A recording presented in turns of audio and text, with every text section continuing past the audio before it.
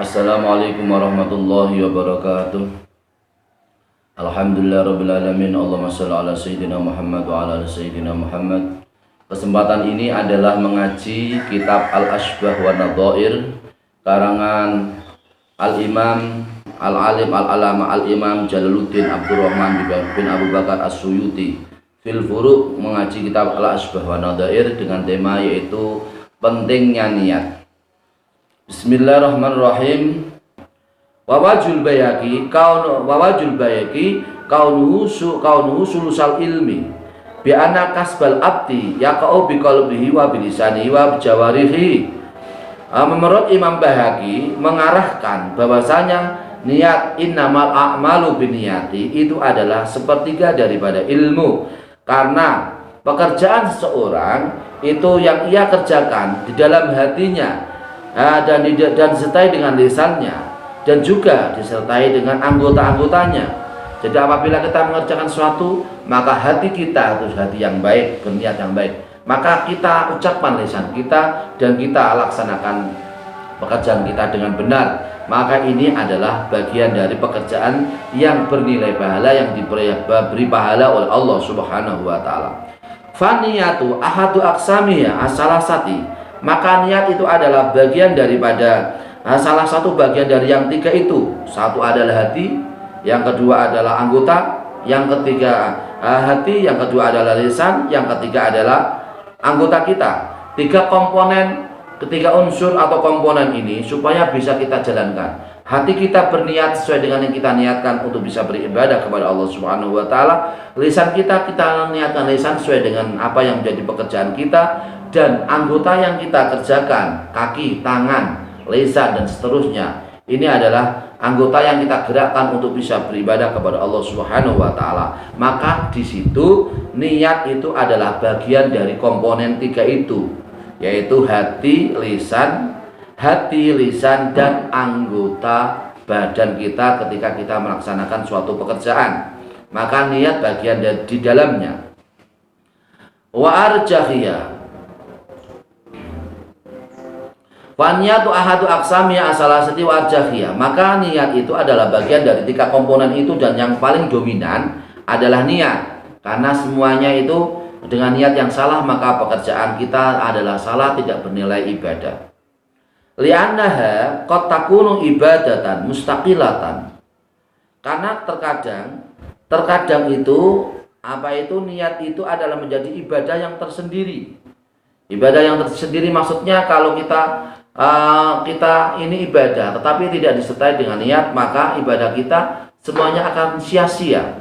Maka niat ini yang baik ini akan menjadi penentu dalam suatu pekerjaan atau ibadah akan menjadi sah atau menjadi sempurna. Wa ghairuha muhtajun ilaiha, dan selain niat itu adalah dibutuhkan, dan selain yang lainnya, selain niat itu dibutuhkan kepada niat. Jadi kadang niat itu adalah niat itu adalah menjadi ibadah yang tersendiri, dan yang lain itu bagian daripada niat. Wa min sama warada niatul mu'min khairun min amalihi. Oleh karena itu ada sebuah hadis, bahwasanya hadis sebagai berikut ini: niatul mu'min khairun min amalihi, niatnya seorang mukmin itu lebih baik dari amalnya.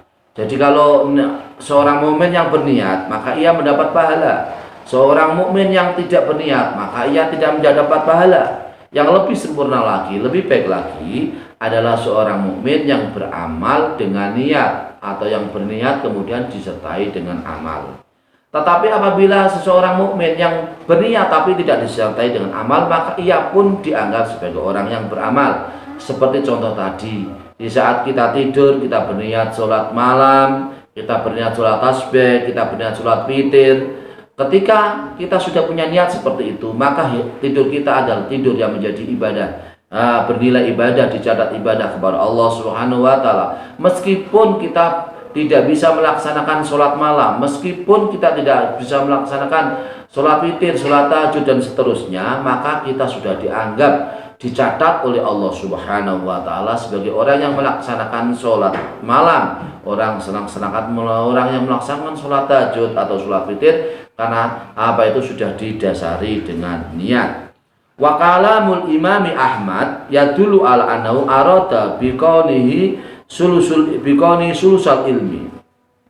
Dan ucapannya Imam Ahmad menunjukkan bahwasanya Imam Ahmad menghendaki bahwasanya niat adalah bagian dari sepertiga ilmu.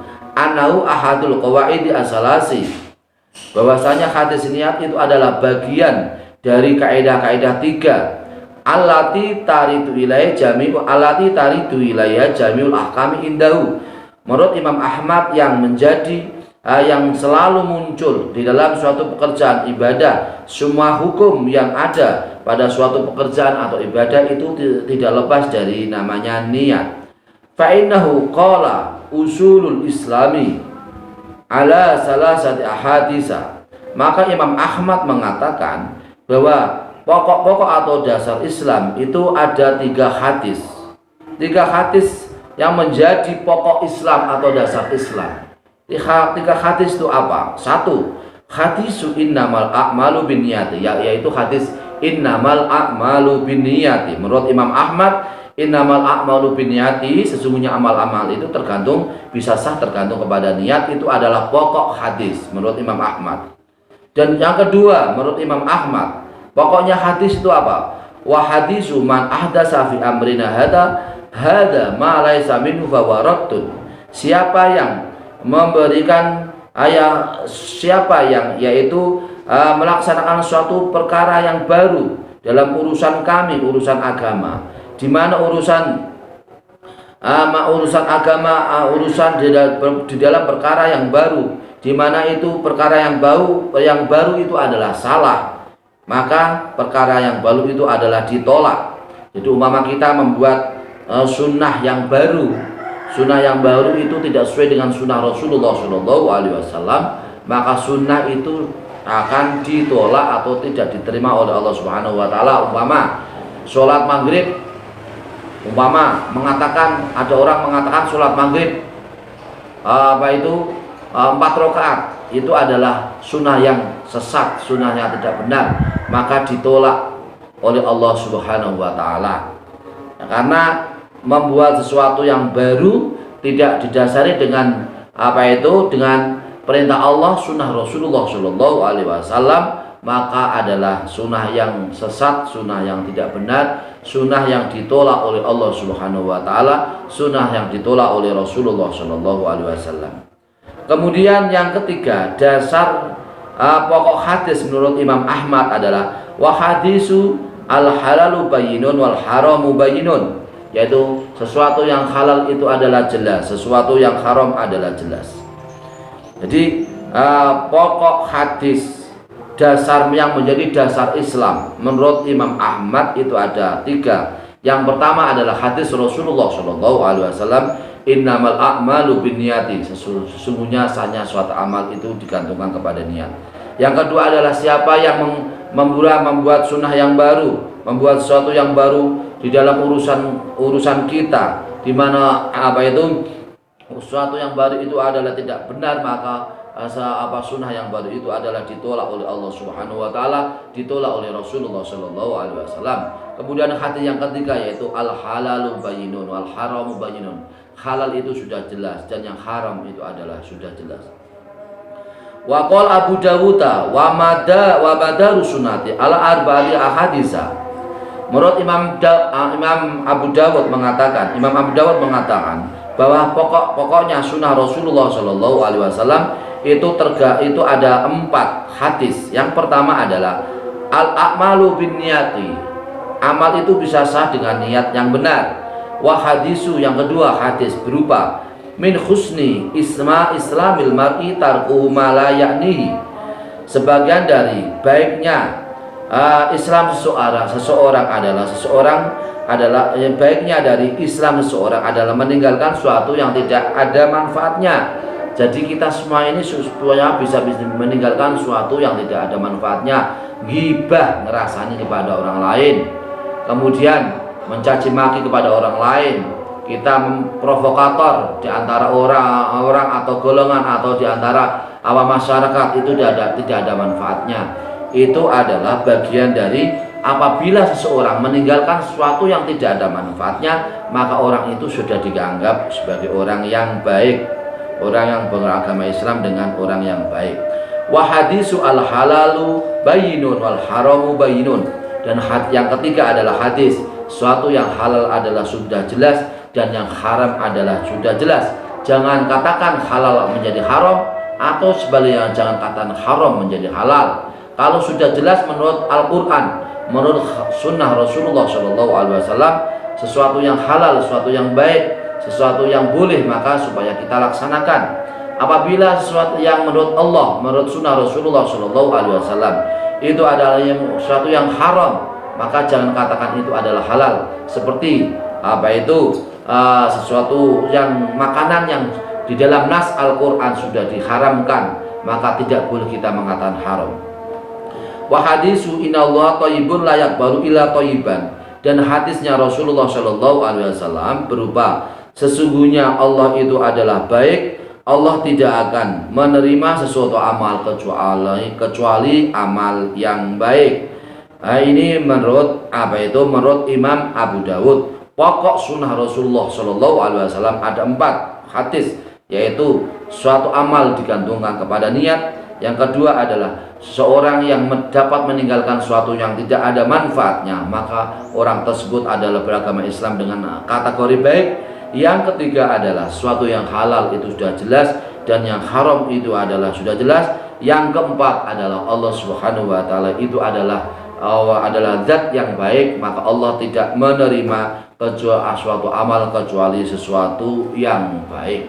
Demikian para pemirsa yang dirahmati oleh Allah Subhanahu wa taala, pengajian kita yang ngaji kita asbah wan nadhair. Kemudian dilanjutkan, waqala ibnu Mahdi aidan hadisun yadkhulu fi salasati baban fi salasina baban minal ilmi. Kemudian Imam Ibnu Muhdi mengatakan bahwasanya hadis niat itu adalah masuk pada 30 bab ilmu atau 30 pintu dari ilmu. Waqala Syafi'i yadkhulu fi sab'ina baban. Tetapi Imam Syafi'i mengatakan bahwa hadis niat, yaitu innamal a'malu binniyati, itu menurut Imam Syafi'i itu masuk dalam 70 bab atau pintu ilmu. Qultu, saya mengatakan, wa hada dzikru ma yurja'u ilaihi minal abwabi ijmalan min dalika. Saya, yaitu Imam Suyuti, mengatakan ini adalah ucapan atau pendapat Imam Syafi'i adalah ucapan yang dikembalikan pada pintu-pintu ilmu secara umum. Min dalika, sebagian daripada pintu-pintu ilmu itu adalah rukul ibadati, adalah seperempat ibadah, bikamalihi, dengan sempurnanya ibadah. Jadi apabila yang dimaksud di situ adalah bahwasanya hadis itu adalah bagian daripada seperempat ibadah. Apabila ibadah itu menurut Imam Suyuti, ya, kitab di sini yaitu Imam Suyuti, Al-Imam Jalaluddin Imam As-Suyuti, bahwasanya hadis tersebut adalah menurut Imam Suyuti adalah seperempat daripada ilmu, apabila seperempat daripada ibadah. Jadi apabila ibadah itu sempurna, maka seperempat daripada ibadah adalah niat. Kal wudu seperti wudu harus disertai dengan niat wudu. Apabila kita wudu tidak disertai dengan niat wudu, maka wudu kita tidak sah. Apabila kita melafalkan tetapi tidak ada niatnya pun tidak sah. Jadi kalau kita mengucapkan wudu umpama nawaitul wudu'a li raf'il hadasil asghari fardhu lillahi ta'ala, itu bukan niat, itu namanya melafalkan niat. Melafalkan niat itu adalah hukumnya sunnah. Sedangkan niat adalah dalam hati ketika kita wudu, ketika kita basuh wajah kita. Di dalam hati kita ada niat. Saya berniat melaksanakan wudu untuk menghilangkan hadas kecil, fardu karena untuk Allah, fardu untuk Allah Subhanahu wa taala. Itu namanya niat. Jadi beda antara melafalkan niat dengan niat. Kalau niat itu dalam hati kita, kalau melafalkan niat adalah dalam lisan kita. Kalau melafalkan niat itu hukumnya adalah sunat. Kalau niat dalam hati kita adalah hukumnya adalah fardu ibadah. Wal ghusli fardhon wa naflan. Mandi umpama, mandi kita mandi habis kita semua habis bersegama dengan istri kita atau suami istri kita mandinya jangan mandi sunat, niatnya mandinya adalah mandi besar. Kalau mandi sunat maka ya kita belum kategori adalah belum suci karena apa itu, karena adalah posisinya adalah harus mandi, niatnya harus niat mandi besar. Kalau kita niat mandi umpama hari Jumat kita berniat yaitu mandi untuk hari Jumat, apa itu melaksanakan sholat Jumat, maka di situ adalah kesunatan. Mandi kita dicatat oleh Allah Subhanahu wa taala bernilai ibadah, bernilai pahala. Maka setiap yang kita lakukan ibadah maupun pekerjaan kita maka harus disertai dengan niat yang benar, niat yang baik dalam hati kita. Ingat, niat itu bukan dalam lisan, tapi niat itu ada dalam hati kita. Ketika kita mau tidur, kita berniat dalam hati kita bangun untuk bisa melaksanakan sholat malam atau sholat subuh berjamaah. Ketika kita mau bekerja, kita berniat untuk bisa yaitu berinfak untuk anak istri kita, untuk berinfak untuk fakir miskin, anak yatim. Kita berinfak untuk membantu orang-orang yang tidak mampu. Kita berniat untuk membantu orang yang dhaif, orang-orang yang lemah, fakir dan miskin. Maka yang kita niatkan itu semuanya yang kita kerjakan dalam pekerjaan kita adalah bernilai ibadah kepada Allah Subhanahu wa taala. Tetapi sebaliknya apabila kita melaksanakan ibadah atau suatu pekerjaan di dalam hati kita tidak ada niat, maka sia-sialah pekerjaan kita, sia-sialah ibadah kita di hadapan Allah Subhanahu wa taala. Maka inilah pentingnya kita semua bisa belajar dengan sunnah Rasulullah SAW, bisa belajar dengan ilmunya para ulama. Maka akan kita lanjutkan untuk pengajian kita, yaitu pengajian yang menyangkut pemahaman dasar fikih, dasar pemahaman ilmu fikih, ilmu tentang ibadah. Pada episode selanjutnya insya Allah akan bisa memberikan manfaat untuk kita semua. Amin Allahumma amin. Semoga bermanfaat. Mohon maaf atas segala kekurangan dan kekhilafan, dan ikuti terus pengajian channel YouTube yaitu di web channel Ustadz Abdul Ghani. Insya Allah bermanfaat untuk kita semua. Mohon maaf apabila ada kekurangan dan kekhilafan. Mohon maaf atas segala kekurangan dan kekhilafan. Semoga Allah Subhanahu wa taala selalu memberikan pertolongan, kesuksesan, kemudahan, dan Allah Subhanahu wa taala memberikan yaitu kesehatan untuk kita semua, untuk bisa berbakti kepada Allah Subhanahu wa taala, untuk bisa beribadah kepada Allah Subhanahu wa taala. Kita semua bisa berbakti untuk bumi pertiwi, untuk ibu pertiwi, berbakti untuk agama, masyarakat, nusa dan bangsa, berbakti untuk negara kesatuan Republik Indonesia. Amin Allahumma amin. Mohon maaf atas segala kekurangan dan kesalahan. Wallahul muwaffiq ila aqwamit thoriq. Wassalamualaikum warahmatullahi wabarakatuh.